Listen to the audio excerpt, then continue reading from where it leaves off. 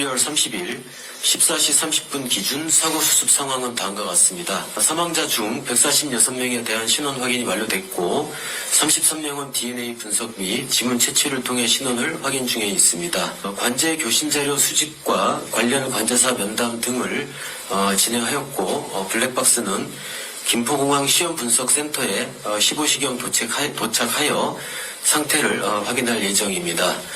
참고로 사고조사 참여를 위해 NTSB 미교통안전위원회의 2명, 보잉 제작사 2명은 오늘 저녁에 도착할 예정입니다. 사고 항공기와 동일 기종을 운항하는 6개 항공사를 대상으로 항공기 엔진, 랜딩 기어 등 주요 계통의 정비 이력에 대한 전수조사 총 101대를 실시할 계획입니다. 오늘부터 해서 2025년 1월 3일까지 집중적으로 시행할 계획입니다. 셧다운의 아까 근거는 확인된 게 아닙니다. 여러 가지 추정들이 나오고 있는데 그런 추정에 대해서는 사고 원인 조사를 좀 해야 명확하게 알 수 있을 것이다. 랜딩 지점은 여러 가지 추정 치들이 제기되는 것 같습니다. 그런데 랜딩 지점에 대해서는 정확하게 그 상황을 알려면은 블랙박스 검사가 필수적입니다.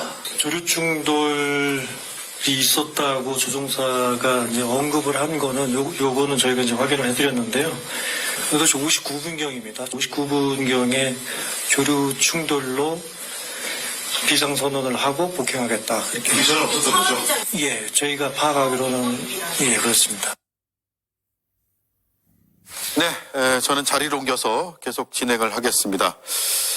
일단 계엄과 관련한 얘기를 이제부터 할 텐데 그 전에 함께할 네 분 소개해드리겠습니다. 서영주 전 민주당 상근부대변인, 이준우 국민의힘 미디어특위위원, 김보협 조국혁신당 수석대변인, 김성열 전 개혁신당 수석대변인 나와주셨습니다. 어서 오십시오. 네. 예. 안녕하세요.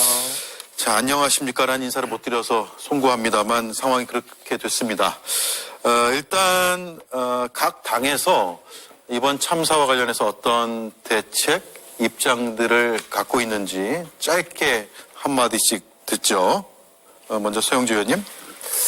예, 명령할 수 없는 아픔이고 슬프고 너무 힘들죠. 이게 지금 민주당 내에서는 즉시로 찾아가서 유가족들에게 말이 많이 필요했겠습니까? 유가족의 마음을 좀 듣고 필요하신 게 있으면 무엇이든 물질적이든 마음적이든 불편함이 없도록 최선을 다할 수 있도록 네. 각 지자체와 연계해서 그리고 국회에서 여당과도 협조해서 예산 지원 등 모든 것들 그리고 사고 원인 파악 등 정확하게 유가족들에게 그런 부분들을 할 수 있도록 예. 지금 계속해서 그 전남 광주 지역에서 머물면서 예. 유가족들을 좀 돌보는 상황으로 지금 대처하고 있습니다. 네. 국민의힘도 여러 대책들을 지금 준비하고 있죠? 네, 그렇습니다. 먼저 유가족하고 희생자분들한테 애도의 말씀드리고요. 어제였죠. 중앙안전대책본부를 꾸려서 이제 바로 활동에 들어갔고요. 무안을 특별 재난 지역으로 선포를 했습니다. 예. 모든 정부의 행정력을 동원해가지고 사태 수습 및 원인 파악 총력을 다 기울이고 있다는 말씀을 드리고요. 마지막으로 이번에 이제 최상목 이제 경제부총리가 대통령 대행 역할, 그다음에 총리 대행 역할에 이어서 행안부 장관의 재난 안전 관련된 역할까지도 1인 4역을 해야 되는 상황인데 업무에 과부하가 걸리지 않도록 저희가 행정력과 모든 당력을 다 동원해서 재난 수습하는데 최선 만전을 다하겠다 말씀드립니다. 네. 김보협 위원님은 오늘 무안 다녀오셨죠? 네. 예. 조국혁신당은 오늘 무안에서 최고위원 국회의원단 연석회의를 했습니다. 제주항공 여객기 참사 수습지원 대책위라는 걸 만들었고요. 어제도 8분의 국회의원, 저희가 12명인데 국회의원이 8분이면 대다수가 어제 공항에서 시간을 보냈습니다. 예. 새벽까지 유족들을 만났고 유족들이 무엇을 필요로 하는지 얘기를 경청을 하고 오늘도 다시 유족대책위가 만들어졌더라고요. 그분들을 만나서 요청사항을 듣고 박상우 국토교통부 장관을 만나서 그걸 전달을 했습니다. 유족들은 우선 공항에도 희생자 추모 시설이 있었으면 좋겠다. 이런 얘기를 했었고요. 그리고 이제 온도가 좀 올라가면 수습된 그 희생자들이 안 좋을 수 있으니까 냉동차 이런 걸 정부가 지원해 줬으면 좋겠다. 네. 요청을 해서 그걸 정부에 전달을 했습니다. 예. 개혁신당이요? 참담하고 무거운 마음 금할 길이 없습니다. 저희 개혁신당도 허은하 대표와 천하람 원내대표를 비롯해 지도부가 바로 현장에 내려갔고요. 광주시의 협조를 얻어가지고 유가족분들의 트라우마 치료라든가 지원에 최대한 함께 하도록 하겠습니다. 또한 이준석 의원이 공개적으로 얘기한 만큼 정쟁을 잠시 중단하고 적어도 국가 애도 기간 중에만이라도 정쟁 대신 이 사고 수습에 최선을 다하도록 하겠습니다. 예. 알겠습니다. 자, 이제 본격적으로, 현직 대통령에 대한 체포영장 청구 소식을 전해드리도록 하겠습니다. 이수진 앵커가 브리핑하겠습니다. 현직 대통령에 대한 체포영장이 청구가 됐습니다. 윤석열 대통령이 3번이나 출석에 불응하자 공조본이 오늘 영시를 기해 대통령을 체포하겠다고 청구를 한 겁니다. 대통령 측에선 이런 반응이 나왔습니다. 우선 체포영장이 부당하다. 권한 없는 기관에 의한 체포영장 청구고 우리 형사소송법상 체포영장 청구 요건에도 맞지 않는다. 그게 핵심입니다. 공수처는 내란죄에 대한 수사권이 없다. 이거를 말씀드리는 겁니다. 이렇게 수사의 자격을 따지더니 지난주 국민을 충격에 빠뜨렸던 검찰 공소장 내용도 부인했습니다. 대통령의 변호 조력자 석동현 변호사 상당 부분 거짓이라고 본다 이렇게 말했는데요. 군인들이 비무장 상태였는데 총을 쏴서라도라는 지시가 어떻게 나올 수 있냐 이렇게 말했습니다. 여론전만 이어가고 있는 대통령, 과연 현직 대통령에 대한 체포영장이 발부될지 시선은 법원에 쏠리고 있습니다. 네. 공조수사본부가 오늘 오전 0시 윤석열 대통령에 대한 체포영장을 청구했습니다. 현직 대통령 최초고요. 공조수사본부는 내란 우두머리, 직권남용 권리행사 방해 혐의를 적용했다라고 밝혔습니다. 윤 대통령이 어제까지 이제 3번째 출석 요구를 받았고 다 불응을 했습니다. 영장 발부 사유가 된다라는 쪽의 의견도 있고 당사자 측은 그렇지 않다라고 반박을 하고 있는 상황입니다. 어떻게 보셨습니까? 일단 12월 3일 대한민국의 경제, 정치, 사회, 행정 모든 걸 마비시킨 내란 우두머리 직권남용 혐의를 받고 있는 현직 대통령이 지금 거의 한 달이 다 되도록 대한민국의 법 시스템을 완전 무시하고 있습니다. 그쪽 편에 변호인 와서 법원에 대한 체포영장에 대해서도 법을 창조하고 있습니다. 예. 형사소송법상 안 된다? 법을 창조합니까? 대한민국 법이 그렇게 우습습니까? 체포영장 요건 너무나 명확합니다. 심지어 일반인이라면요, 소환 2번 하고요, 바로 체포영장 청구합니다. 최소한의 예의를 갖춰서 3차 체포 소환까지 보냈음에도 불구하고 그거를 다 거부한 채 법에 안 맞다. 경찰, 공수처, 공조본에서 경찰이 내란죄 수사할 수 있잖아요. 예. 법적 근거 있기 때문에 저 말은 결국엔 또 이런 점만 있는 것이고 언제까지 저렇게 거짓말 할 건지 대한민국 국격을 떨어뜨려도 어디까지 갈 건지 지금 모든 외신들이 체포영장이 만에 하나 발부돼서 집행하러 들어가는 것들을 본다면 대한민국의 국격은 어디까지 떨어지겠습니까?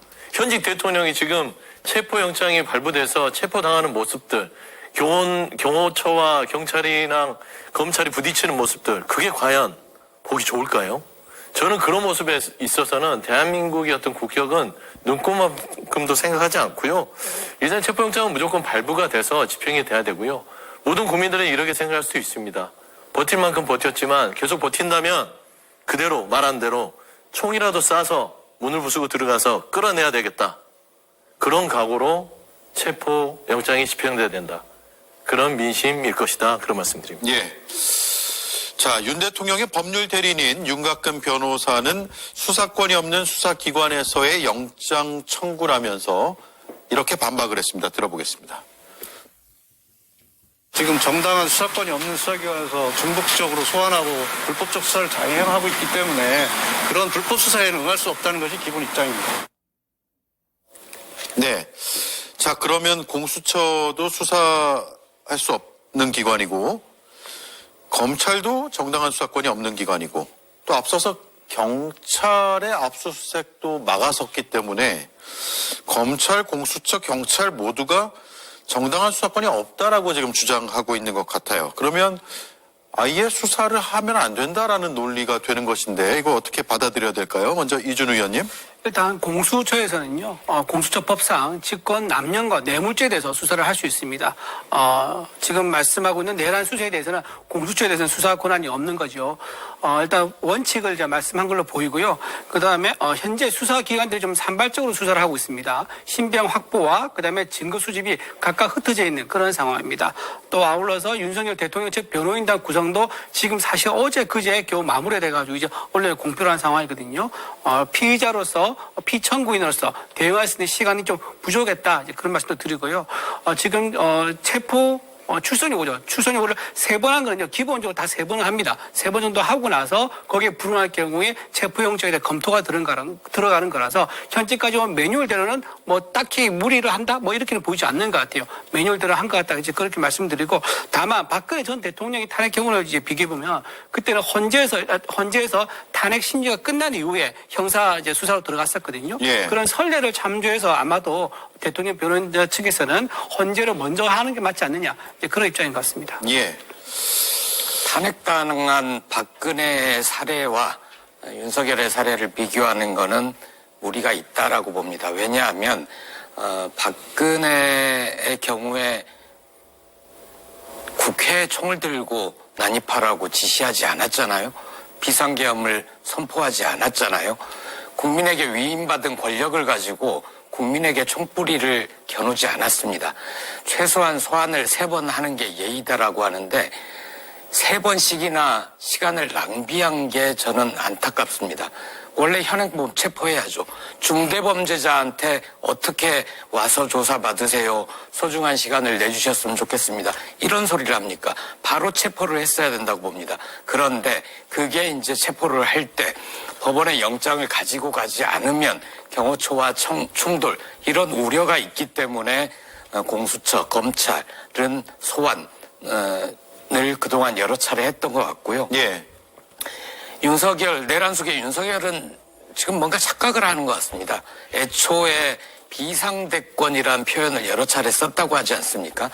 그때부터 이자는 대통령이라고 생각하지 않고 짐이 곧 국가다. 짐이 곧 법이다. 자기는 왕이라고 생각을 하는 것 같습니다. 그러니까 어느 수사기관이 수사를 하려고 하고 소환을 하려고 하면 당신들은 수사 권한이 없어 라고 계속 시간을 끌고 있죠. 이 시간 끌기 무의미해질 겁니다. 지금이라도 국민 앞에 무릎을 꿇고 석고 대죄를 하는 게 그나마 형량을 줄일 수 있는 유일한 방법이다. 이렇게 말씀드립니다. 네. 김성현 의원님. 네. 영장이 발부가 된다고 가정을 해보죠. 네네. 법원이 발부한 영장을 가지고 관저에 들어가서 체포할 수 있습니까? 없습니까?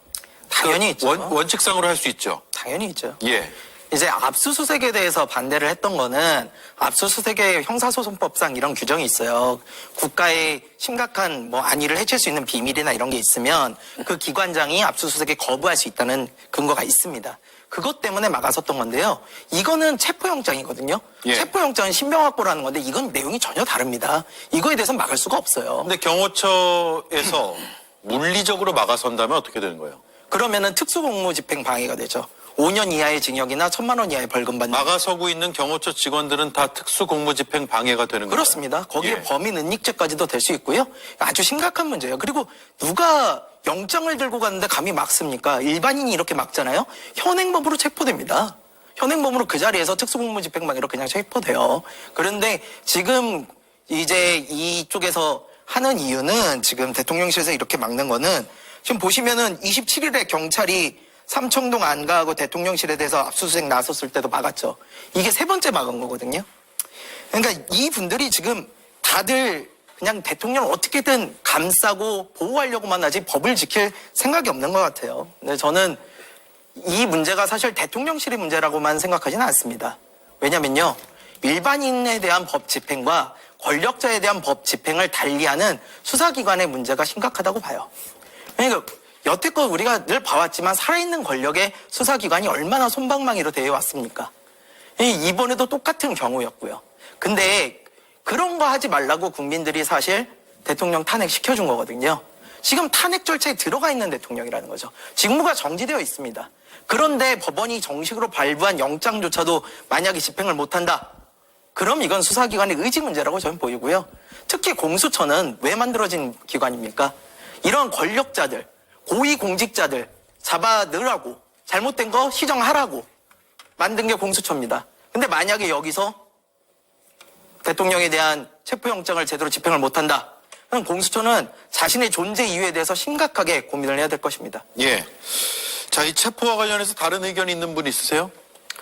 그 체포 관련해서 경호처의 역할이라는 게 있습니다. 만약에 경호처가 여기서 이제 수사기관들이 앞으로도 대통령 또는 지금 경호를 받고 있는 분이 사실 우리나라에 손을 꼽습니다. 대통령이라든가 국무총리라든가 대법원장 뭐 이런 분들 정도가 경호를 받고 있지 않습니까?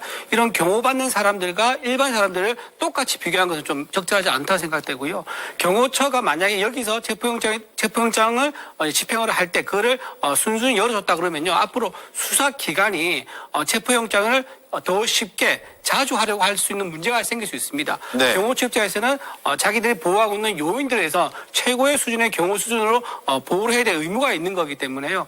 이거에 대해서는 충돌은 저는 앞으로 한 번도 충돌한 적이 없었거든요. 앞전 그 사례에서 보면요. 앞으로도 직접 충돌한 경우는 없을 거다. 이거는 이번 기회를 통해서 어쩌면 어떤 경우에 경호처가 이걸 열어줘야 된다라는 입법의 어떤 미비부분을 다시 보완할 수 있는 그런 계기는 될 수 있을지언정 이거를 입법적인 어떤 해결 없이 바로 그냥 영장을 쳤을 경우에 경호처가 열어줘야 된다. 이런 건 나중에 앞으로 대통령도 생겼을 때마다 이게 아마 반복된 일이 계속될 겁니다. 그걸 안 열어주면 앞으로 대통령 된 사람은요, 이렇게 내란 죄를 반복적으로 저지릅니다. 내란죄라는 거는 사형, 무기금고, 사형하고 격리시키는 죄예요. 형법상에 왜 내란죄를 대통령에 적용하냐면 대통령은 절대 이런 일을 저지르지 않을 거라는 전제하에서 해서도 안 된다는 전제하에서 적용하는 거예요. 그러니까 형사상 불소추 특권이 있는데 오죽하면 대통령한테 체포영장이 들어가겠습니까? 보통 정상적인 생각을 한 대통령이라면 내가 이런 일을 저질러서 본인 뜻대로 체포에 채택당했으면 출석을 해야죠. 왜 국가기관이 체포영장을 가지고 들고 가서 경호처하고 부딪히게 합니까? 제정신이 아닌 거예요. 그러니까 저는 체포영장에 대해서는 집행하는 걸 지금 바라고 있는 것이고 경호처도 정말 잘 생각해야 됩니다. 이건 내란죄를 저지른 대통령을 경호했을 때는 체포영장에 대해서 불응하면 이거는 물리력으로 현장에서 체포가 되면 특수 공무집행 방해 플러스 내란에 대한 보호가 있기 때문에 저는 이 부분에 대해서 대한민국 경호처가 왜 누구를 보호해야 되는지는 명확하게 인식을 해야 된다. 예. 저는 그런 말씀 좀 보태고 좀 싶습니다. 보태서 말씀을 짧게 네, 드릴게요. 하시죠. 예. 예. 내란죄가 확정이 되면 그건 당연한 얘기입니다. 그런데 내란죄라는 게 지금 검찰의 주장인 거고 또 분류가 조사받는 분들 진술이 엇갈리고 있습니다. 증인도 분석이 다 안 끝났고 증인도 증거도 전부 다 확정되지 않았고 입증도 안 된 상태라서 내란죄라는 혐의에 대해서 그 확정적으로 얘기해서 말씀한 거 좀 적절하지 않아 보입니다. 저는 답답한 게요. 그러니까 내란죄 확정이 안 됐다고 자꾸 국민의힘이나 그 패널들이 얘기하는데 정신 좀 차리세요. 살인을 해도요.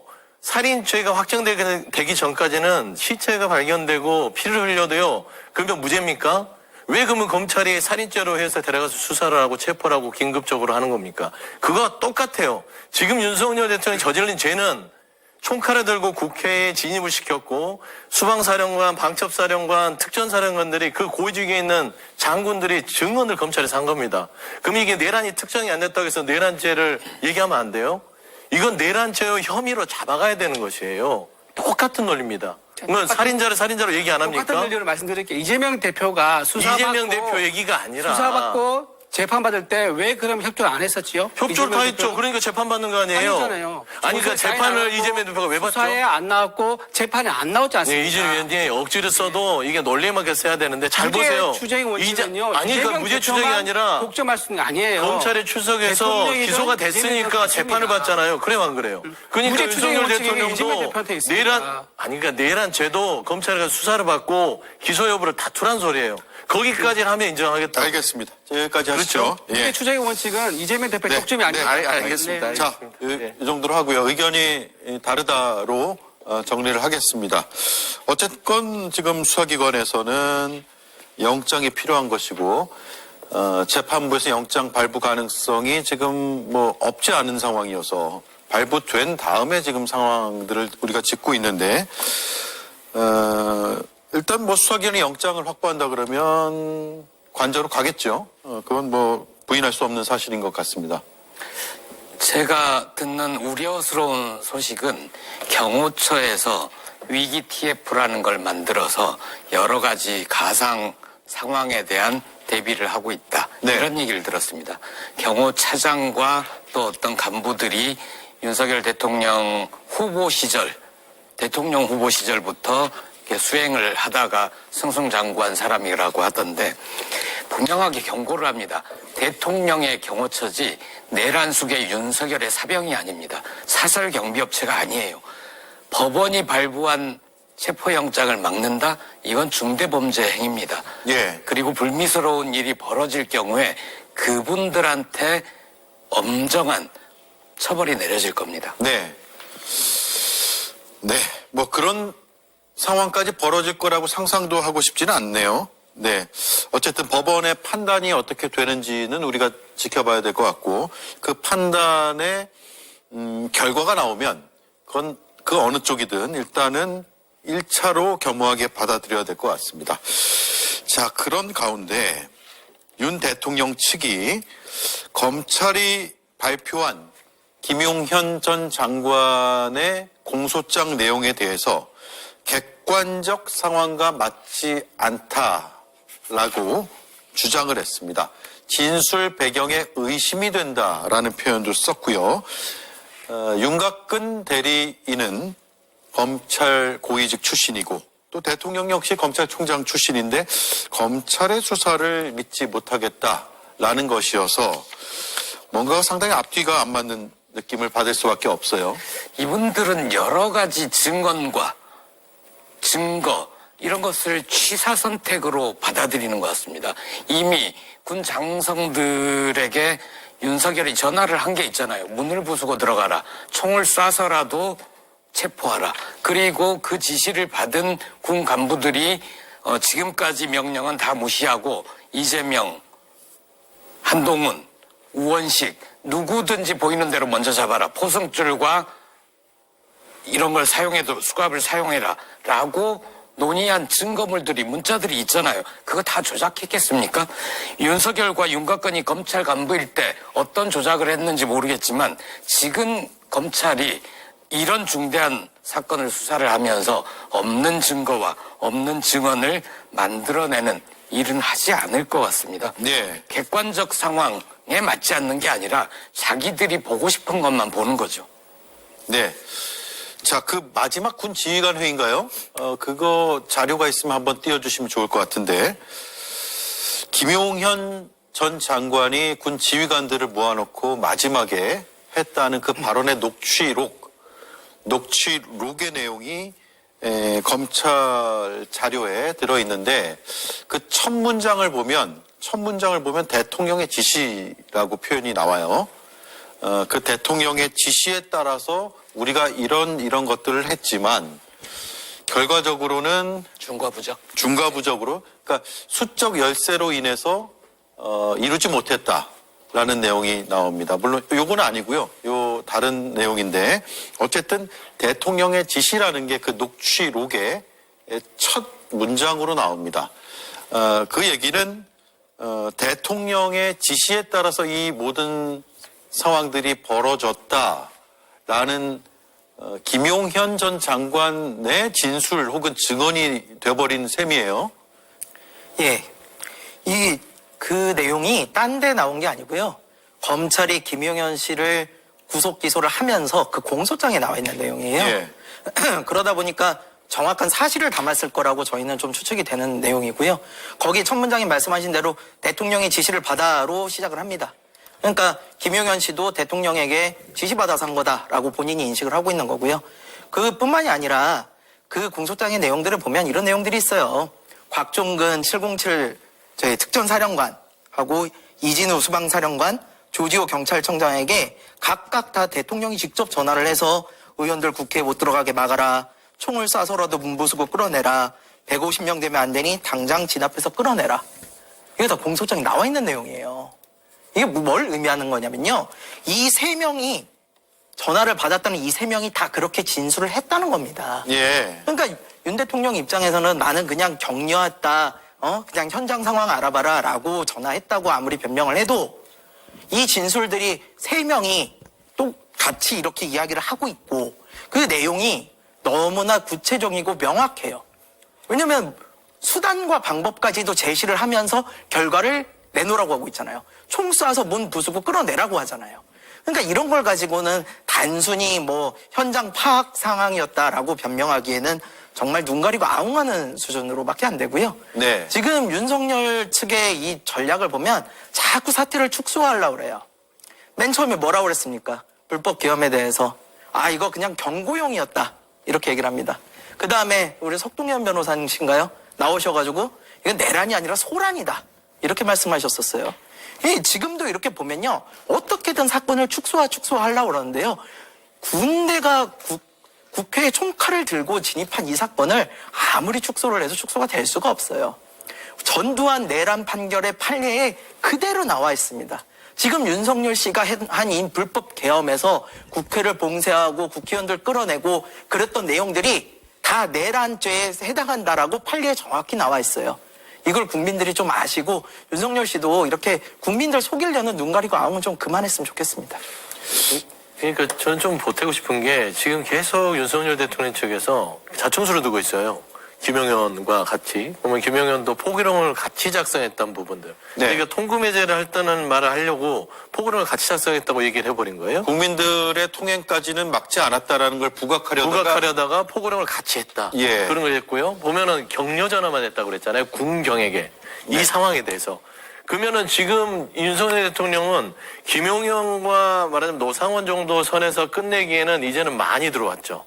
본인이 다 직접 보고 군경이 이 국회에 들어가서 총칼을 들고 진입하고 이렇지 않게 하고 이런 부분들을 다 들었고 다 보고 듣고 했다는 거 아닙니까? 그거를 잘했다고 격려한 거잖아요. 네. 통상 여기 벗어나려면 왜 그러게 했냐라고 뭔가 질책을 했어야 됩니다. 근데 격려를 했다는 건 잘했다. 거기에 플러스 증언상에 보면은 이 계엄이라는 내란의 행위 자체를요, 2번, 3번 하는 거를 쉽게 생각했다는 증언들이 나와요. 그러면 일맥상통하게 보면 정말 이 부분에 대해서 본인은 아무렇지도 않게 군경을 통해서 이 국회와 선관위를 무력화시켜서 말하자면 포괄적으로 네. 뭔가 지배하려고 했다는 것들을 차츰차츰 본인들 스스로 자백하고 있다. 저는 좀 그런 대목들이 좀 보입니다. 예. 그 주요 지휘관 회의 앞서 제가 말씀드린 그 내용을 보면 군이 통수권자이신 대통령님의 명을 받들어 임무를 수행했습니다라고 나오고 아래에서 두 번째 보면 그 임무를 수행한 주체들이 나오거든요. 수방사, 방첩사, 특전사, 지작사. 근데 지금 검찰의 공소 사실을 보면 이진우 수도방위 사령관에게 전화해서 이렇게 하라고 지시했다. 혹은 곽종근 특수전 사령관에게 뭐 도끼로 문을 부수고 안으로 들어가서 다 끄집어내라라고 지시했다. 그리고 다시 이진우에게 전화해서 해제됐다 하더라도 2번, 3번 계엄령 선포하면 되는 거니까 계속 진행하라 라고 지시했다라는 아주 구체적인 지시 내용이 들어가 있거든요. 이 얘기는 검찰 수사에서 각 사령관들이 자신들이 받은 지시 내용을 기억 또는 기록을 통해서 진술했을 가능성이 꽤 커 보이는 대목이에요. 그런 것까지 이제 우리가 감안해서 이 얘기를 하고 있는 것인데 혹시 반론이 있으신 분들은 바로 말씀을 해주시고요. 네, 제가 좀 말씀드리면요. 일단 이게 검찰 공소장입니다. 예. 검찰에서 주장을 하는 거죠. 피의자들을 진술을 받아서 이런 사실이 있으니 재판에 넘기고 싶다라는 이제 주장을 정리한 글이 이제 공소장이 됩니다. 이재명 대표나 조국 전 대표나 마찬가지죠. 본인이 혐의가 있을 경우에는 검찰의 공소장에 대해서 부인하면서 법정 가서 다투지 않습니까? 법정과 다투는 과정에서 유죄가 나오기도 하고 무죄가 나온 겁니다. 이거는 재판에 가서 법원의 판사들이 누구 말이 옳으냐 판가름하는 과정이 있어야 됩니다. 근데 그러지 않은 상태에서 현재 공소장 하나를 가지고 우리가 예단해서 마치 이거 사실을 그저 단정적으로 표현한 거 조금 우리가 조심해야 된다 그런 말씀 드리고요. 이진우 수도방위사령관이 뭐 총을 쏴서라도 문을 부수고 들어가라라고 했다 그러는데 일단 사실관계는 탄창이 보급이 안 됐었지요. 가지고 갔지만 보급이 안 됐었습니다. 그리고 두 번, 세 번 계엄 선포라 얘기 나왔었지만 하지만 실제 국회에서 계엄 해제하니까 바로 의결하니까 얼마 뒤에 바로 계엄 해제 선포를 했습니다. 곽정근 이제 특수전 사령관은 도쿄로 문을 부수라고 했는데요. 그때 계엄군 보면 도쿄를 가져온 사람 아무도 없습니다. 자, 이런 식으로 좀 사실과 다른 진술이 있는 부분, 그러니까 실현될 수 있느냐 없느냐 이 문제는 나중에 재판 가면 따져야 될 것 같거든요. 그래서 지금 재판 결과가 나오지 않은 상태고 재판 중인 것도 아니기 때문에 너무 단정적으로 보는 것은 조금 주의할 필요가 있다 말씀드립니다. 그러니까 재판 받으러 갑시다. 예? 그 안에서 처박혀서 숨어 있지 말고 보면 되게 비겁하잖아요. 헌법재판관 탄핵소추 그것도 공판 준비기일, 변론 준비기일 계속 미뤄달라고만 하고 헌재가 밀어주지 않고 그날 딱 잡으니까 그날에야 변호인 선임하고 오늘도 마찬가지 아닙니까? 체포영장 청구하니까 이제서야 변호인 선임하고 왜 그동안은 아니 그러니까 자기 방어권을 충분히 행사하라고요. 나와서 소환 조사에 응하고 나중에 그 내란죄가 결국은 판결로 확정이 되겠죠. 판결이 확정이 되려면 어떻게 해야 됩니까? 피고인이 나와야 되잖아요. 피고인이 나와서 조사를 받고 거기에서 방어권을 행사를 하고 거기서 진실을 다퉈서 확정이 되면 되죠. 근데 문제는 경기장이 안 들어오는 거잖아요. 집에 딱 숨어 있고 경호처한테 당신들 날 지켜야 된다. 이러고 있는 비겁한 게 무슨 대통령입니까? 제가 말씀 좀 드려도 될까요?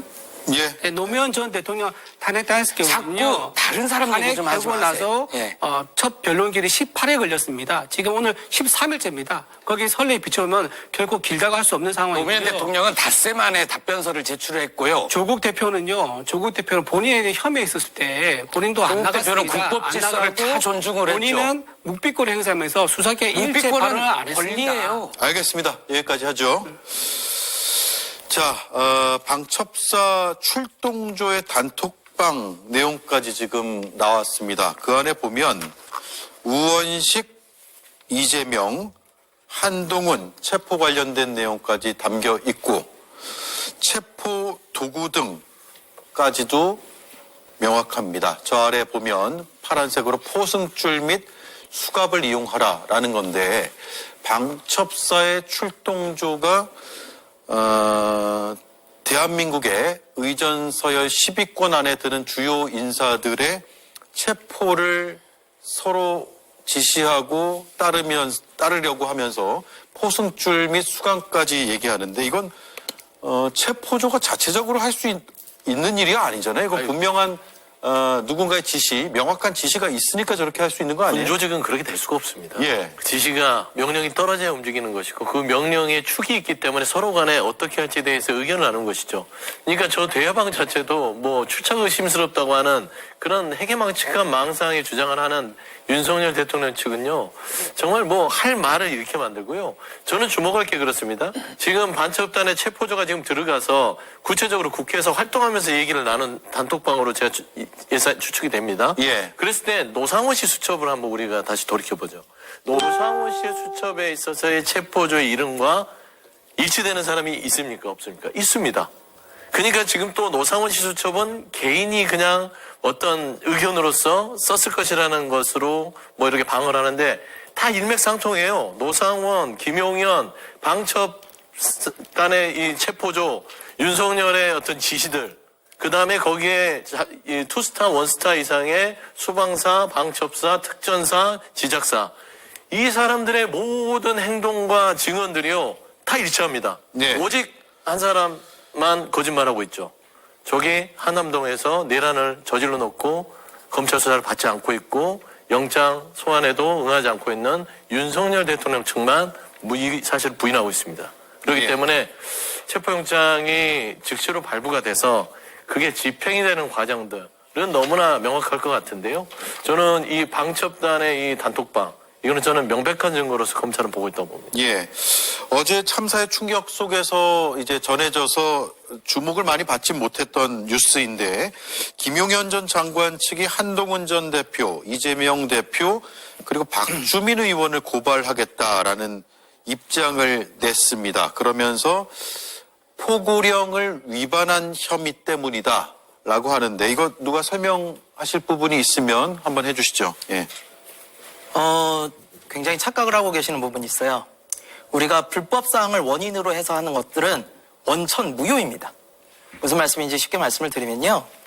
일단 2018년 12월에 박정희 정권의 비상계엄 포고령에 대해서 대법원이 절차적 정당성을 지키지 않았기 때문에 이 부분에 대해서는 위법이므로 무효이다라고 판결을 낸 적이 있어요. 그 포고령 자체가 무효이기 때문에 포고령을 위반해도 전혀 문제가 되지 않는다라고 대법원의 판례가 있다는 말씀이에요. 예. 심지어 전두환 때도요. 비상계엄을 확대할 때 계엄에 대한 공고문, 거기에 국무위원들이 직접 사인을 해서 공고를 하는 이 절차를 지켰어요. 근데 이번 윤석열 씨의 불법계엄은요. 이 절차조차도 지키지를 않았어요. 그럼 내용은요? 내용은 명백한 국헌문란이에요. 국헌문란 쉽게 말씀드려서 헌법기관인 국회나 선관위에 대해서 군대를 투입해서 그 기능을 마비시키는 거. 국헌문란의 목적인 경우에는 비상계엄 자체가 무효가 됩니다. 이게 지금 둘 다 원천 무효인 상황에서 포고령이 어떤 의미를 가지게 됩니까? 전혀 의미가 없어요. 근데 그거에 대해서 이걸 어겼다고 불법이라고 말할 수 있나요? 말도 안 되는 소리입니다. 예. 자, 판례가 있다라는 얘기네요. 네, 포고령이 법률과 헌법에 위배될 경우에 그걸 어겼다고 하더라도 포고령 위반 혐의가 적용되지 않는다. 네, 법정 용어로 말하면 원인 무효이기 때문에 원인 무효요. 예, 원인 무효이기 때문에 전혀 효력이 없습니다. 예. 그리고 포고령은 절차뿐만 아니라 내용상으로도 위헌적인 내용들이 담겨 있기 때문이다. 이런 주장이시네요.